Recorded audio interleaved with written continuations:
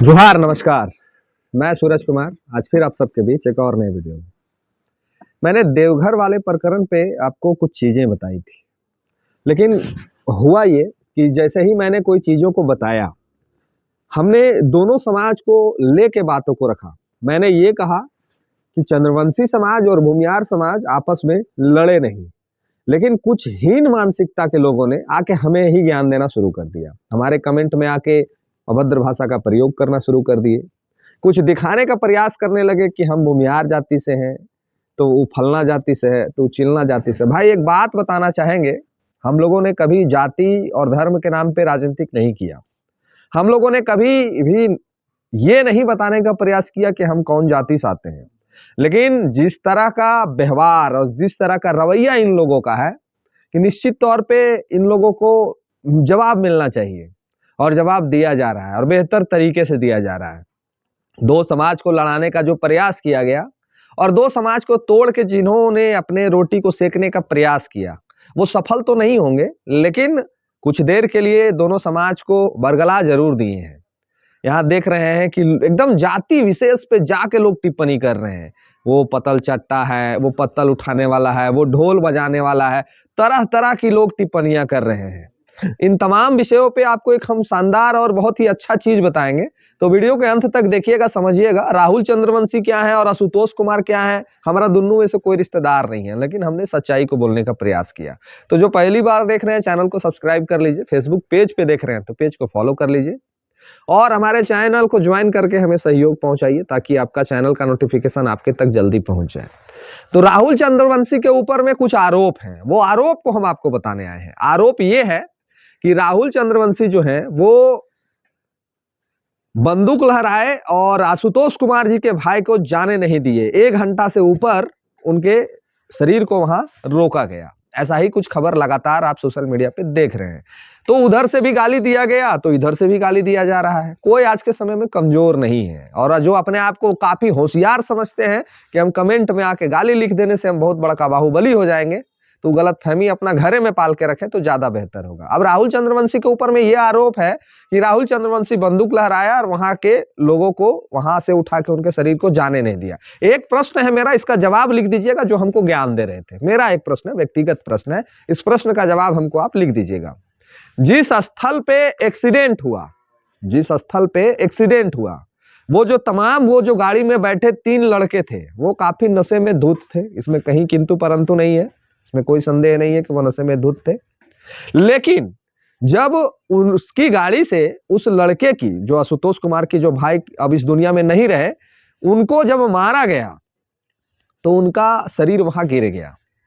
वो स्कूल में जो लोग थे, वो जो स्कूल में लोग थे, वो तमाम स्कूल के लोग उसी स्कूल में थे।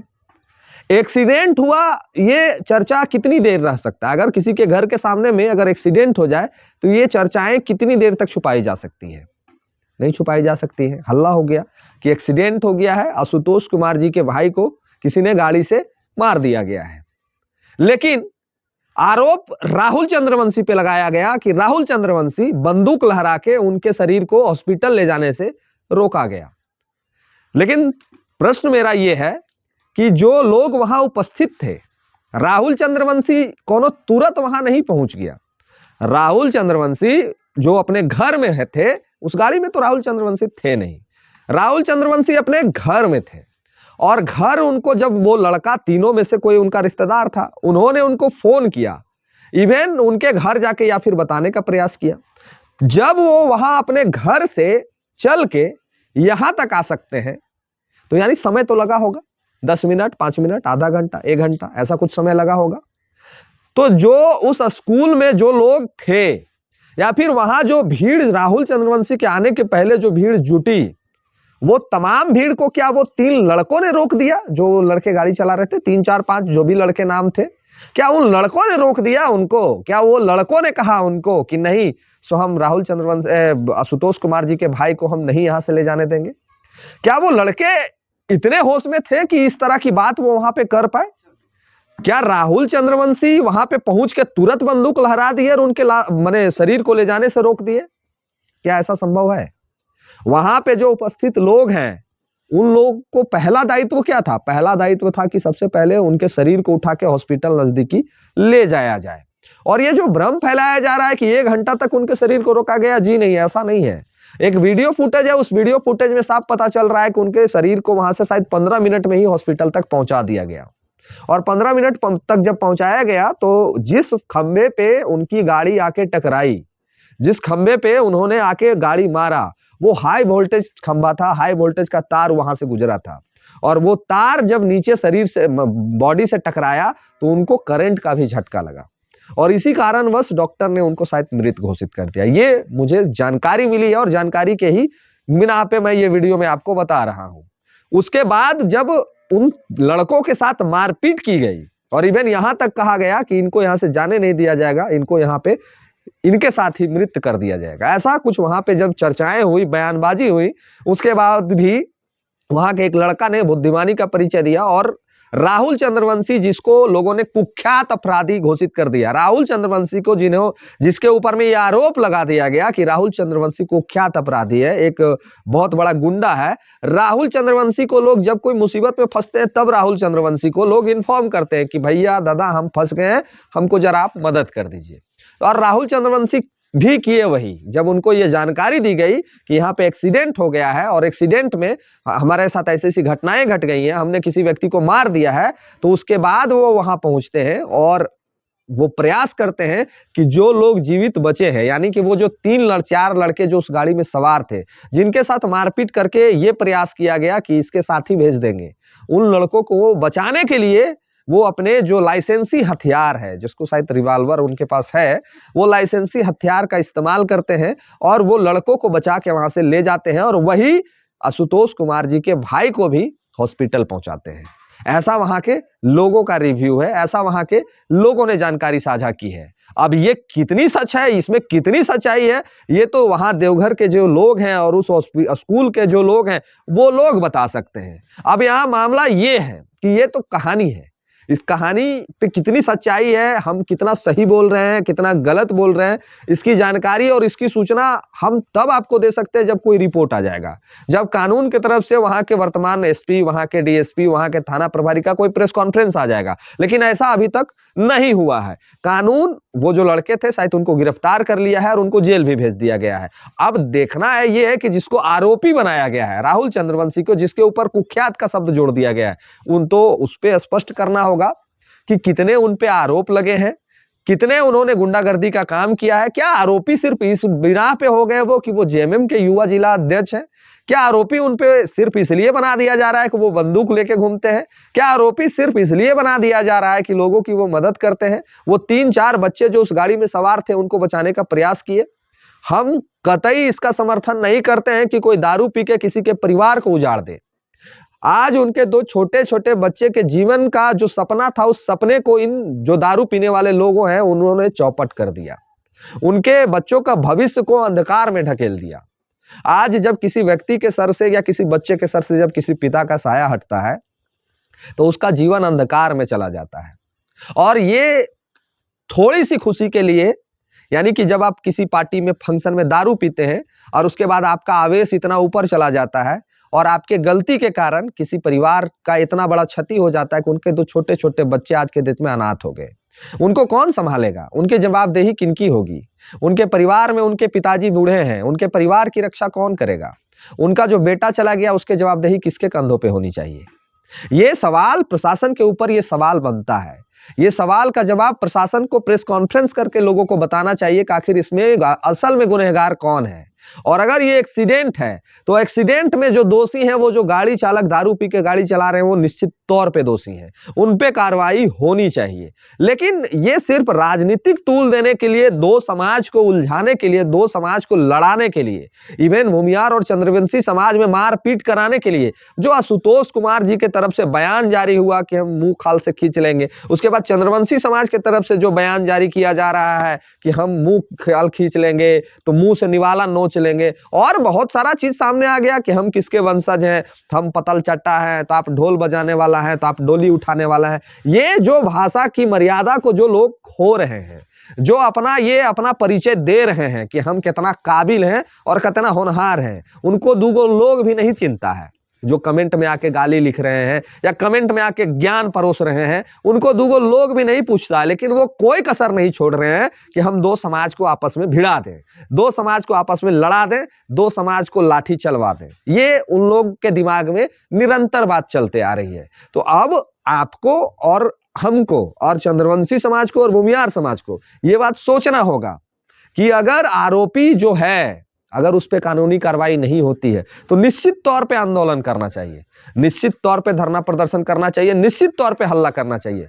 लेकिन अगर कोई आरोपी नहीं है, अगर कोई गुनहगार नहीं है, तो किसी का जीवन पे बदनामी भी लेने का और किसी को बदनाम करने का भी ये साजिश जो रच रहे हैं, जो दो समाज को लड़ाने का प्रयास कर रहे हैं, ये कतई भी बर्दाश्त नहीं किया जाएगा। चाहे वो राहुल चंद्रवंशी हो, चाहे वो भूमिहार समाज के लोग हो, किसी का समाज को किसी को गाली देने का आज के समय में कोई अधिकार नहीं है। तीन जीवन को बचाने के लिए अगर वो लोग आगे बढ़ते हैं तो निश्चित तौर पे ये आप कह सकते हैं कि वो एक अच्छा पहल, एक अच्छा काम किए। एक व्यक्ति का जान एक्सीडेंट में चला गया और उस व्यक्ति के जान बचाने के बाद अगर किसी व्यक्ति का जान बचाया जा सकता था तो वो जो एक्सीडेंट में गाड़ी में बैठे लोग थे उनका जान बचाना सबसे माने अहम काम हो सकता है। लेकिन अगर उनका जान बचाना गुनाह है, अगर उनके जान को राहुल चंद्रवंशी ने बचाया है, तो आप उनको गुनहगार साबित कर सकते हैं। लेकिन जरा सोच के देखिए कि जो पीड़ा आशुतोष कुमार जी झेल रहे हैं, जो पीड़ा आशुतोष कुमार जी के माने उनके पिताजी झेल रहे हैं, जो पीड़ा उनके भाई के बच्चे झेल रहे हैं, क्या आप चाहते थे कि वही पीड़ा वो जो गाड़ी में बैठे लोग हैं उनके भी परिजन वही पीड़ा झेले, उनके भी बच्चे वही पीड़ा झेले? ये तो एक नादानी का शिकार आप कह सकते हैं। एक नादानी का शिकार में एक ऐसा एक्सीडेंट होता है जिसमें एक व्यक्ति की जान चली जाती है। ये सबको खेद है। जो एक समाज में रहने वाले मर्द होते हैं, जो समाज में रहने वाले लोग होते हैं, उसके मन में, सबके मन में ये पीड़ा है कि हमको इस बात की बेहद तकलीफ है कि हमने किसी वंश को मिटा दिया, हमने किसी के पिता का साया को मिटा दिया, हमने किसी के पिता का बेटा को मिटा दिया। ये सबको तकलीफ है, सबको खेद है, सबको दुख है। लेकिन बिना कोई जानकारी के, बिना कोई मतलब के एक दूसरे के समाज को गाली देना, एक दूसरे के समाज पे आरोप लगाना और एक दूसरे के समाज के खिलाफ खड़ा हो जाना, ये होशियारी और बुद्धिमानी का परिचय नहीं है। ये करके हम सिर्फ ये दिखाने का प्रयास कर रहे हैं कि हम बड़ा है, हम बड़ा है, हम बड़ा है। इससे आपके और वहां देवघर के जो 4-10 घर हैं उनमें भाईचारा का परिवर्तन नहीं दिखेगा, लेकिन जो दूसरे जगह पे जो लोग रहते हैं, जहां पे अगल में चंद्रवंशी और बगल में भूमिहार समाज के लोग रहते हैं, उन दोनों के मन में भी आप लोग की इस वजह से मतभेद उत्पन्न हो जाएगा और दोनों में काटा काटी हो जाएगा। मेरा भूमिहार समाज भी दोस्त है, मेरा चंद्रवंशी समाज भी दोस्त है, और चंद्रवंशी भूमिहार में भी बहुत सारा दोस्ती है। तो ऐसे समाज में आप लोग मतभेद उत्पन्न कर दे रहे हैं और ऐसे समाज को लड़ाने का काम कर रहे हैं। किसी के घर के अगल बगल में दो समाज के लोग रहते हैं और आपकी इस गलती के वजह से, आपके छोटे से स्टेटमेंट की वजह से, आपके ये छोटे से लिखावट की वजह से ये दोनों समाज आपस में लड़ के मर जाएंगे। और यही अगर आपका मनसा है, जातिवाद ही आपका मनसा है, तो फिर करिए लाठा लाठी, जो ज्यादा मजबूत होगा देखा जाएगा। एक जरासंध का वंशज कहते हैं और एक परशुराम का वंशज कहते हैं। तो लड़िए, जरासंध भी अब इस दुनिया में नहीं है और परशुराम भी इस दुनिया में नहीं है। इस दुनिया में कौन है? हम और आप हैं। तो लड़के देख लीजिए किसमें जितना काबू होगा, देखा जाएगा। अगर 2 आप मारिएगा तो 2 अगला भी मारने के लिए तैयार है। तो इसमें बुद्धिमानी का परिचय देते हुए आपको ये कहना है, ये समझाना है लोगों को कि जो भी गलत है, जो आरोपी है, जो दोषी है, निश्चित तौर पे उस पर कार्रवाई होनी चाहिए। लेकिन जो निर्दोष है उस पे सवाल कहीं से खड़ा नहीं होना चाहिए। जो भी राहुल चंद्रवंशी ने किया, अगर सच में वो गुनाह है तो उसको सजा मिलेगा, कोर्ट देगा, कानून देगा, संविधान देगा। और अगर सरकार काम नहीं कर रही है तो आपके ऊपर पूरा स्वतंत्र है, आप कहीं भी जा सकते हैं, आप प्रधानमंत्री वास जा सकते हैं, आपकी सरकार है, आशुतोष कुमार जी की सरकार है, केंद्र में बीजेपी के वहां के सांसद हैं, उनका स्टेटमेंट आ ही गया है। और भी बहुत सारे बीजेपी के नेता हैं जो आशुतोष कुमार जी के समर्थन में खड़े हो ही गए हैं। फिर चिंता किस बात की? जब भाजपा अपने सोशल मीडिया हैंडल से ये वीडियो चला के जातिवाद पैदा कर सकती है, सोशल मीडिया हैंडल से राहुल चंद्रवंशी के खिलाफ पोस्ट डाल सकती है, तो फिर जातिवाद तो भाजपा कर ही दी है, आपका भाजपा का समर्थन मिल ही गया, फिर चिंता किस बात की है? फिर राहुल चंद्रवंशी के ऊपर आप बेहिचक काम करवा सकते हैं, कार्रवाई करवा सकते हैं, उनको जेल भेज सकते हैं, उनके ऊपर लाठियां चलवा सकते हैं, उनके ऊपर हर वो काम करवा सकते हैं। कहां दिक्कत है? आपके समर्थन में तो पूरी झारखंड की भाजपा की टीम आपके साथ खड़ा है। फिर भी आप अगर इस तरह का बयानबाजी करते हैं, और हम इधर से भी देख रहे हैं कि चंद्रवंशी समाज की तरफ से भी कोई कसर नहीं छोड़ा जा रहा है। चंद्रवंशी समाज के भी लोग जो हैं वो कोई कसर नहीं छोड़ रहे हैं अपनी भाषा के मर्यादा को खोने में। ये भी दिखाने का प्रयास एकदम कहीं नहीं छोड़ रहे हैं कि हम क्या हैं। ये भी खूब दिखा रहे हैं। तो मेरा ये कहना है कि रहना आपको और हमको एक ही जगह पे है। जो देवघर में एक दूसरे के साथ आप लोग रहते हैं, देवघर में एक दूसरे के बगल में आप लोगों का घर है, तो जरा सोचिए कि ये स्थिति रहेगा तो आने वाला समय कितना विकराल होगा, आने वाला समय कितना दुखदाई होगा, आने वाला समय कितना खराब स्थिति पैदा कर सकता है। तो आरोप प्रत्यारोप सोशल मीडिया पे लगाने से कुछ नहीं होगा।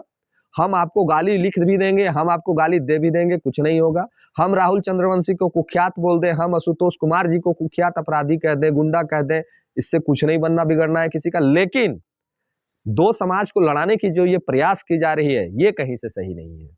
दो समाज के बीच में ये जो विभाजन करने का प्रयास किया जा रहा है, ये कहीं से ठीक नहीं है।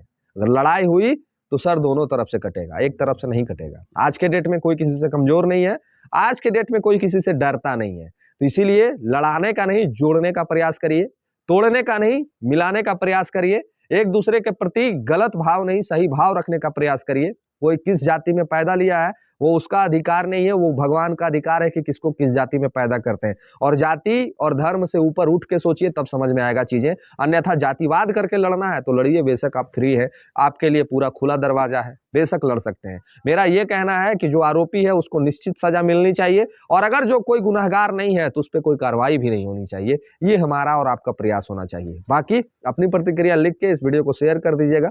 जो पहली बार फेसबुक पेज पे देख रहे हैं वो चैनल को सब्सक्राइब जरूर कर लीजिएगा। मिलते हैं किसी और वीडियो में